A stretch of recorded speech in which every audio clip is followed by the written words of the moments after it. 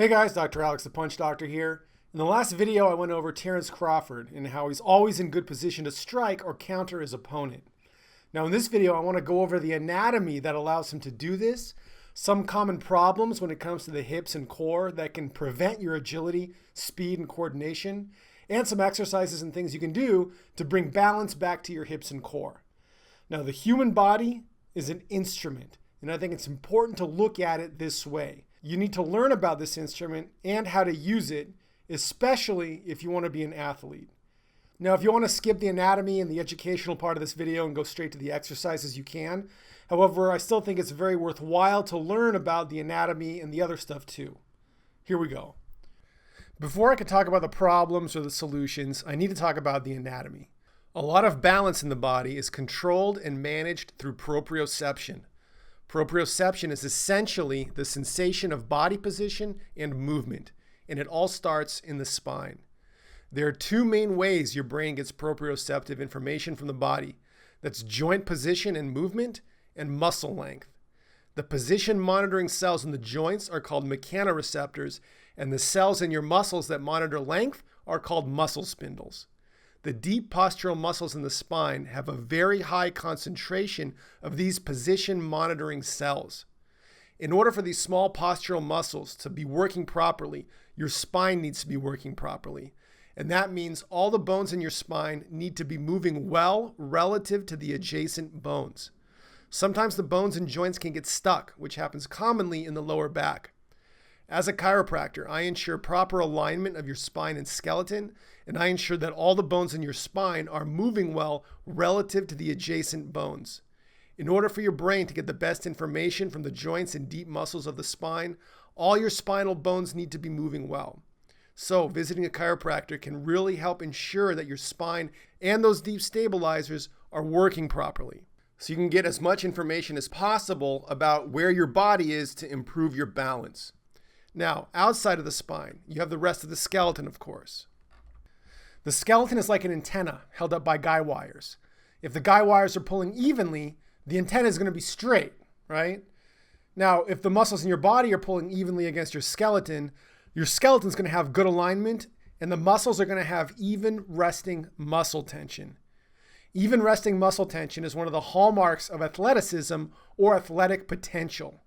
If you have muscle imbalances, like some muscles are really tight, some are really loose, some might be atrophied, etc., your body isn't going to work and move as efficiently as possible. With more even resting muscle tension, your body will naturally be more sensitive to muscle stretch and movement, and therefore you'll have better balance and body awareness. So, having better muscle balance will increase the natural readiness you might have, your speed, and your power. Remember, if a muscle is already tight or really tense, it has less ability to contract than a more relaxed muscle. If it's stretched and weak, it also won't be able to contract as well. And in both these situations, its ability to monitor stretch and make small corrections to maintain balance will be compromised. First, let's go over the core and the hips. Now, the core is made up of three layers: the low back, abs obliques, and the deep muscles, psoas and iliacus. These muscles typically aren't considered part of the core. However, dysfunction in these muscles can contribute to core dysfunction, so I like to include them. And you want to have good balance between all these layers to maintain a neutral spine. Now in the low back, we have the spinal erectors, and we have some deeper muscles, including the multifidus, which is vital to what we're going to be talking about here. The multifidus is important in maintaining and correcting your balance. It's often dysfunctional in many people, and this is super important muscle. I'll get more into this later. However, what it does, it connects each vertebrae to adjacent vertebrae. So it connects the vertebrae together. And you need this muscle to be utilized and working effectively in order to allow your posterior chain to work as well as possible. So short story long, this is often problematic and even atrophied in people. However, in general, it lacks tone, and we need to bring tone back to this muscle. Then we have the abs and obliques. Of course, you probably know about these muscles. Now we have the hips as well, and we need balance from front to back, from inside and to outside. Now the deep muscles we have, there's a rotator cuff in there, right? I'll talk about some stuff you can do for that. It's pretty simple. Superficially, we have the glutes, which are a big player in explosive power. In order for these glutes to be working properly, you need good lower back integrity. Now, the lateral hip muscles, we have the glute minimus, the glute medius, and the TFL, the tensor fasciae lata, responsible for abduction or bringing the legs away from the center. Now, we have the hip flexors, which includes the psoas, the iliacus, and the tensor fasciae lata. A lot of people like to focus, and frankly, I think they get a little bit obsessed with the psoas. And yeah, the psoas and iliacus can be tight. However, I think often they overlook the TFL, which is really tight and problematic in a lot of people. Adductors are also really tight on almost everybody that I see. Now, let's talk about the causes of muscular imbalances. This can be loose joints, which are genetic, sitting, or childhood trauma, or a combination. Now, sitting wreaks havoc on your hips and your core muscle balance. Now, when you're sitting, your hips are in a position of flexion, right? Your leg is at 90 degrees with your core, essentially. The muscles adapt to this position over time. And by the time you're like 30 years old, I did the math one time, you've been sitting for like 100,000 hours. So your body adapts to these positions. Some muscles will become short and tight. Some will become weak and stretched. Now, falls as a child. If you fall down as a kid, it can cause skeletal or spinal misalignments, which can then compound and get worse over time. Now, these problems all lead to lower and upper cross syndromes, which essentially is a collection of muscle imbalances, typically opposing tight and stretched muscles. Now, there's two classic archetypes, two textbook examples, and usually it's a little bit messier rather than having these easy archetypes due to imbalances in other planes, right? There could be rotational problems, lateral imbalances. However, these are two sort of general ways to look at it. Now, the solution is you want to loosen the tight muscles and then use light resistance training to get the muscles working better with better balance. Now, when it comes to the tight muscles, you can use a tennis ball or a yoga tune-up massage ball on the tight muscles to loosen them up. Now, in the description, you'll find a muscle map I have that you can download, which is 12 pages of the anatomy and areas to use the massage balls on for giving yourself like a deep tissue massage at home. And this will certainly improve your balance and mobility. However, you might still have some nagging imbalances that you may want to consult a professional about, especially if you have previous injuries in that area. So we want to improve hip mobility, muscle balance, and then strengthen the posterior chain, including the multifidus and the spinal erectors and the glutes and the hamstrings, in order for these to work properly so you can always be ready to strike. So we're going to work with body weight or light weight and movement against resistance, and then you can throw some stretching into it as well. Now, I don't have time in this video to go into all the stretches you could possibly do. However, a good place to start is just remembering the type of stretches that you did growing up in organized sports or in high school. And remember to stretch all different sides of your hips, the front, the back, and the sides. Now, rebuilding these muscles. The first thing I want to talk about is rebuilding trunk stability. So I've mentioned that the deep multifidus muscles are often atrophied or problematic in many, many people. And we need to rebuild them, right? We're going to start from the foundational level and then build upon them. So two very important exercises you can do are bridges, and you can hold this for 15 seconds. And you can do this every day. You can do it 3 times a day. Just incorporate it into your regular type of workout routine at the end, perhaps. And the bird dog, you can do 10 reps each side. And you can do these every day. I'd recommend doing these every day. It sounds silly, like the resistance is not tremendous. However, these are great at helping to rebuild a multifidus that might not be working that well. Now, abs is another part of the core I want to talk about. No more crunches and no planks, okay? Crunches are not the best way to work the abs, and planks can actually contribute to multifidus atrophy, so you want to avoid those. The abs, the primary function is to prevent excessive lower back extension. So to train them, you want to use them in a position where they're resisting extension. So things like hanging leg raises, flutter kicks, laying down and doing leg raises, and using the ab wheel are all excellent things you can do to really use your abs the way that they're supposed to be used, which is to resist lumbar extension. Now, when it comes to the obliques, same idea, but you want to train them resisting rotation. So some things you can do are Russian twists, windshield wipers, or doing side planks with a bit of rotational component. Now, when it comes to the hips, a lot of people have lack of mobility in the hips. And we're going to do some very simple exercises here, just some range of motion stuff. Hip circles. You can do this in front, go one way, clockwise, go counterclockwise.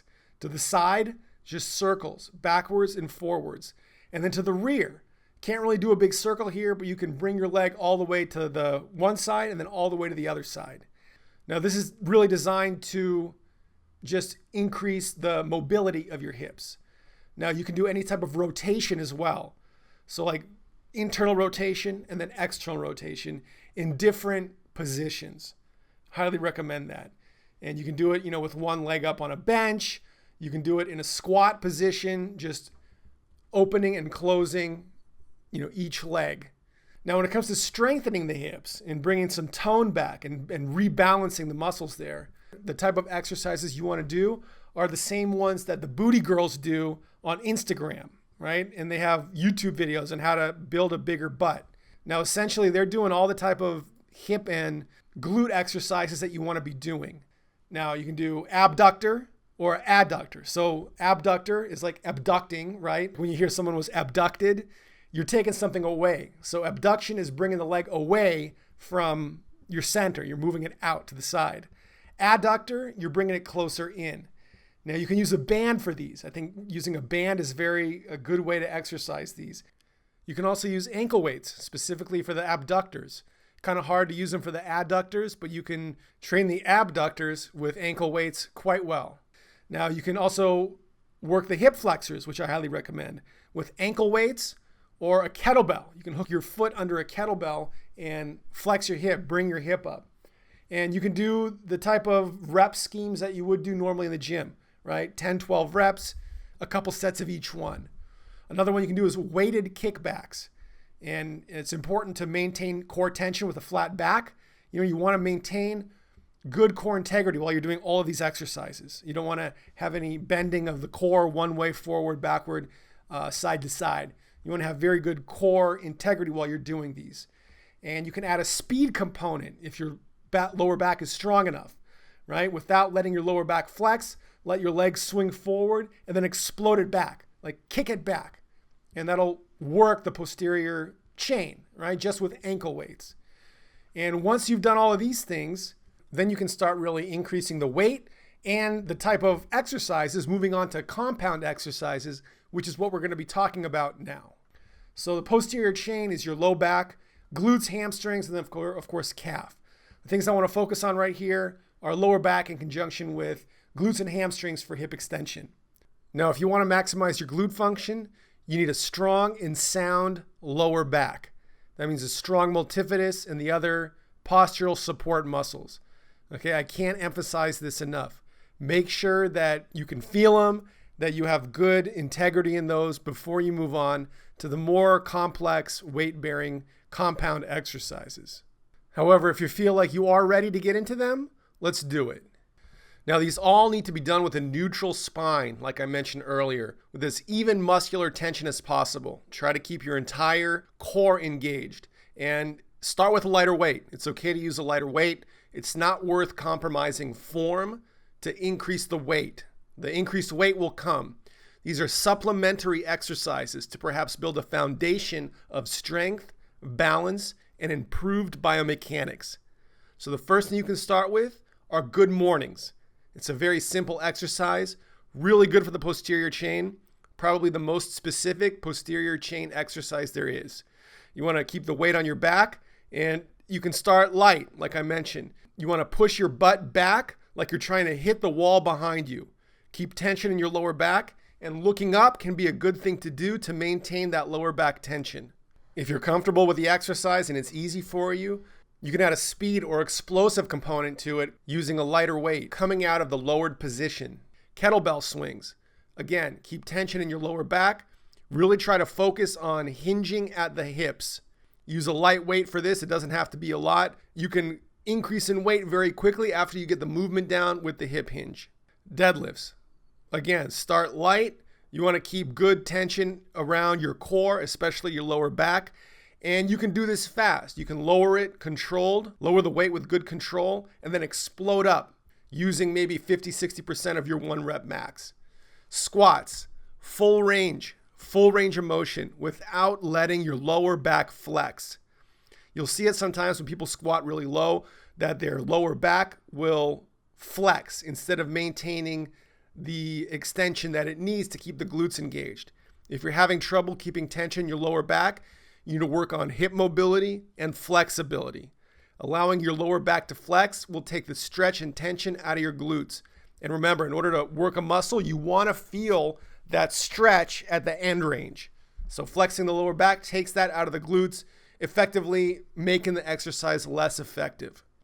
Getting a little bit more complex, you can do split squats or Bulgarian split squats, which is a split squat with an elevated rear foot. These are excellent for balance and stability. Really good for the gluteus medius and minimus, all the stabilizers. These will really help increase your balance. You don't need to use a ton of weight for this. You can do body weight, start with body weight, and maybe go up 10, 15, 20 pounds. Depending on your strength, you can do more. Maintain good form. Don't compromise your form for the sake of increasing weight. One-legged deadlifts, again, also excellent for balance and stability. You don't need a ton of weight. 20, 25 pounds might be a fine, ideal weight for you to use in this exercise. You can absolutely go up from there. However, you're going to benefit just from doing the motion by itself. Now, outside of the weight room, if you're on the track, you can do 10-yard sprints and shuttle runs for rapid explosive power and direction change. Additionally, you can use the agility ladder, which is really good for working on fast direction changes and working on balance, coordination. You can go from basic drills to jumping and moving with one leg at a time. If you don't want to buy an agility ladder or don't have one handy, you can use the hopscotch grid at the local playground or school. Additionally, if you don't have that, just get a piece of chalk and draw a bunch of boxes on the asphalt and you can use that. All right, that was a lot of info. It's easy to say go do XYZ exercises without any information. However, now you know really what's responsible for balance and how to work on improving it. And knowing is half the battle. To summarize, balance comes from proper alignment, properly moving joints, and even resting muscle tension. A lot of people have imbalances in their hips and core from sitting, childhood trauma, and perhaps genetics. The goal is to bring back muscular balance to your hips and improve mobility of your spine. You can use massage balls or tennis balls on the tight muscles. You can download the free muscle map and guide in the description. You can work on stretching the tight muscles. And you can go to a chiropractor to make sure all the joints in your spine are moving properly through their full range of motion and therefore sending adequate position feedback to your brain to help you maintain balance. Then you want to strengthen your lower back, specifically the deep postural muscles, including the multifidus. You can do this doing the bird dog. You can do sets of 10 reps. You can do it every day because it's not a terribly difficult exercise to do. And you can do bridges. You want to hold the bridge for 15 seconds. You can work the abs to balance the core muscles by resisting extension. Leg lifts, either hanging or laying down. Ab wheel is also a good option. No sit-ups, no crunches. You want to work on improving hip muscle balance, using ankle weights or bands in every direction and moving your hip in circles to engage the small supporting muscles and balance out muscles from the sides and front to back. Then you want to work on the posterior chain, always maintaining good lower back integrity, good core integrity. You can do good mornings, deadlifts, squats, single leg deadlifts, single leg squats, Bulgarian squats, kettlebell swings, and you can do short 10-yard sprints or shuttle runs on the track, and then eventually move up to the agility ladder. You can do drills and exercises working all the way up to going through the agility ladder using one leg at a time. Remember, I have a muscle map and guide to using massage balls or a tennis ball at home to give yourself a deep tissue massage at home to loosen up your tight muscles. Link to that is in the description. It also includes a list of these exercises I went over, so you'll have them handy. That's about it for this video. If you're interested in improving your punch mechanics to shortcut your way to more speed, power, and fluid movement, please check out my program, The Power Punching Blueprint, available on my website at howtopunchharder.com. Thanks again for watching, and I'll see you in the next video.